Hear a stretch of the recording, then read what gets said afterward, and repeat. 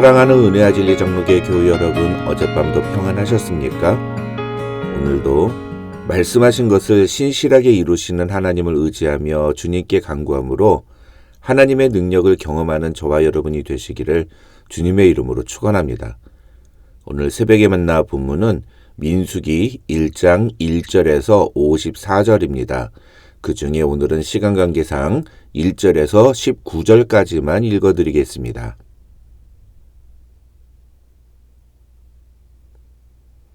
이스라엘 자손이 애굽 땅에서 나온 후 둘째의 둘째 달 첫째 날에 여호와께서 시내 광야 회막에서 모세에게 말씀하여 이르시되 너희는 이스라엘 자손의 모든 회 중 각 남자의 수를 그들의 종족과 조상의 가문에 따라 그 명수대로 계수할지니 이스라엘 중 20세 이상으로 싸움에 나갈 만한 모든 자를 너와 아론은 그 진영별로 계수하되 각 지파의 각 조상의 가문의 우두머리 한 사람씩을 너희와 함께하게 하라.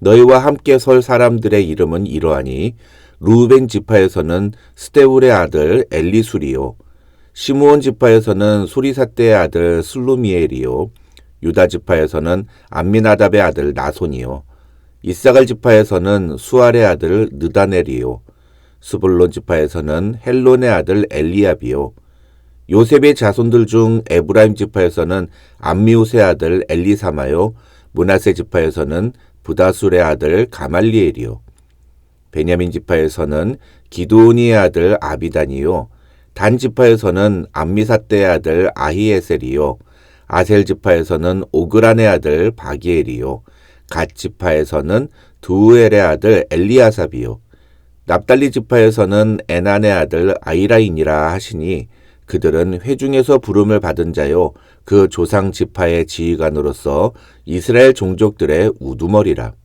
모세와 아론이 지명된 이 사람들을 데리고 둘째 달 첫째 날에 온 회중을 모으니 그들이 각 종족과 조상의 가문에 따라 20세 이상인 남자의 이름을 자기 계통별로 신고하매 여호와께서 모세에게 명령하신 대로 그가 시내 광야에서 그들을 계수하였더라.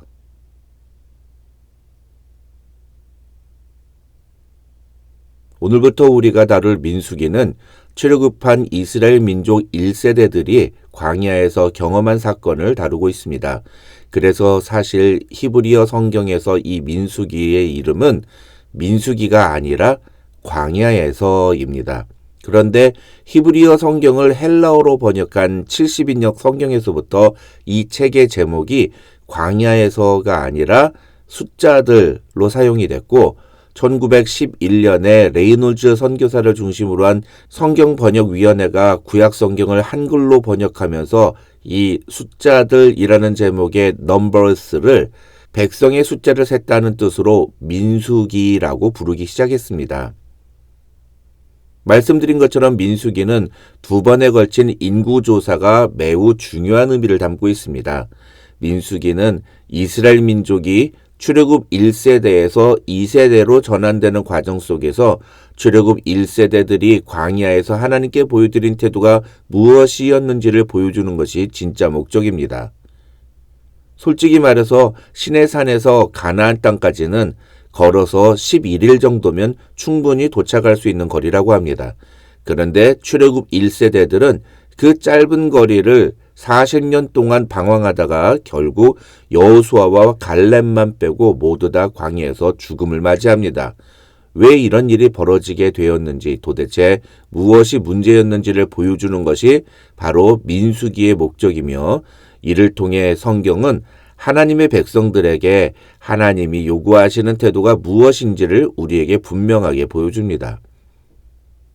이러한 민수기의 전체적인 내용을 이해하려면 민수기가 어떻게 구성되어 있는지를 알아야 합니다. 결론만 말씀드리면 민수기는 시간적으로 구분할 수 있습니다.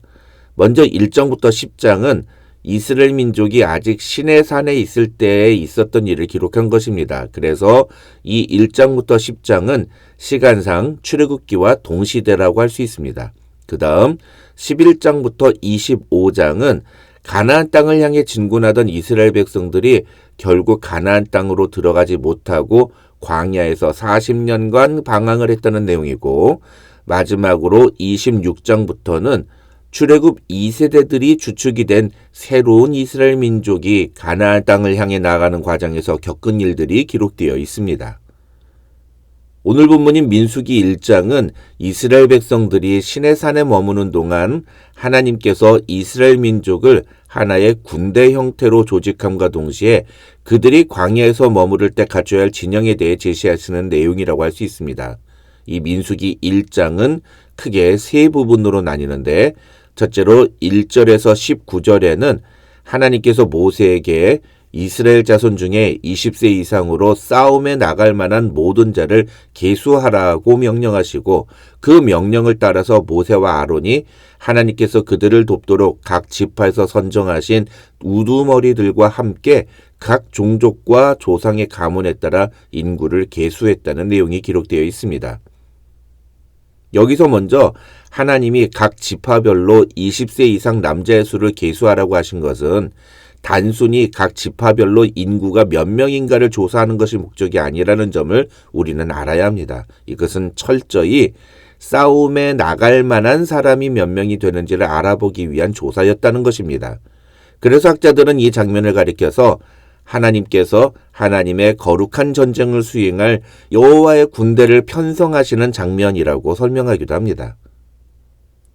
이것은 오늘날 교회가 무엇에 주목해야 하는지를 보여주는 매우 중요한 메시지라고 할 수 있습니다. 이미 몇 번이나 말씀을 드렸습니다만 대부분의 사람들은 그 교회에 얼마나 많은 사람들이 모여 있는지에 주목합니다. 하지만 하나님이 주목하시는 것은 어느 교회에 사람들이 얼마나 많이 모였느냐가 아닙니다. 하나님은 그 교회에 싸움에 나갈 만한 사람이 과연 몇 명이냐를 물으십니다. 그렇다면 여기서 싸움이란 무엇을 의미할까요? 물론 민수기의 본문 당시의 이 싸움은 실제적인 군사적 행동을 의미했습니다. 그러나 오늘날 우리는 이 싸움을 영적인 것으로 해석해야 합니다. 다시 말해서 이 싸움에 나갈 만한 인원이 몇 명이냐는 질문을 우리는 죄와의 싸움, 혈과 육에 대한 싸움, 세상적인 가치와의 싸움, 그리고 복음을 위한 선한 싸움을 싸울 수 있는 사람이 과연 몇 명이냐는 질문으로 받아들여야 한다는 것입니다. 하나님은 교회가 얼마나 큰지를 보시지 않고 하나님의 나라를 위해 영적으로 준비된 하나님의 군사들이 얼마나 되는지를 우리에게 물으시는 것입니다.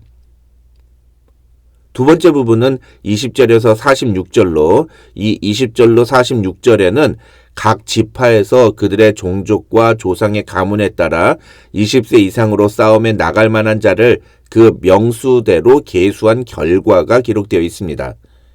사실 이 20절에서 46절은 각 지파들의 이름과 그 지파에 소속된 20세 이상의 싸움에 나갈 만한 자들의 숫자가 계속 반복적으로 나오기 때문에 특별한 의미가 무엇인지를 찾기가 쉽지 않습니다. 저도 시간 관계상 이 부분은 읽지 않고 그냥 생략했는데요. 하지만 그럼에도 불구하고 이 20절로 46절은 출애굽한 이스라엘 백성들의 숫자가 얼마가 되는지를 보여주는 첫 번째 장면이라는 점에서 매우 중요한 의미를 담고 있다고 할 수 있습니다. 앞서 저는 하나님은 우리가 얼마나 많이 모였는가를 주목하지 않으신다고 말씀드렸습니다. 그러나 그럼에도 불구하고 이 20절로 46절에 기록된 각 지파별 인원수는 야곱이 그 식솔들을 이끌고 애굽으로 내려갈 때 고작 70명에 불과했던 이스라엘 민족이 얼마나 거대한 민족으로 발전되었는지를 보여주는 것이며, 이것은 척박한 애굽에서의 노예 생활에도 불구하고 하나님께서 이스라엘 민족을 얼마나 지키시고 보호하셨는지를 보여주는 가장 확실한 증거라고 할 수 있습니다.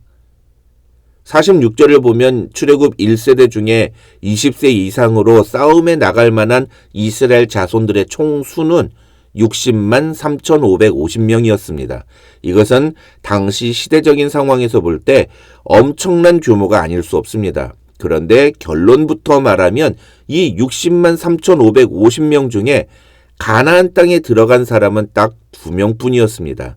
60명 중에 2명도 아니고 600명 중에 2명도 아닙니다. 무려 60만 3,550명 중에 오직 2명만이 하나님의 약속을 붙잡았고 그 2명만이 하나님이 약속하신 가나안 땅에 들어갔다는 것은 우리에게 매우 두려운 메시지가 아닐 수 없습니다. 다수의 숫자에 슬쩍 묻어가면 하나님이 나의 모습 정도는 모르실 거라고 생각하는 것만큼 어리석은 것이 없습니다.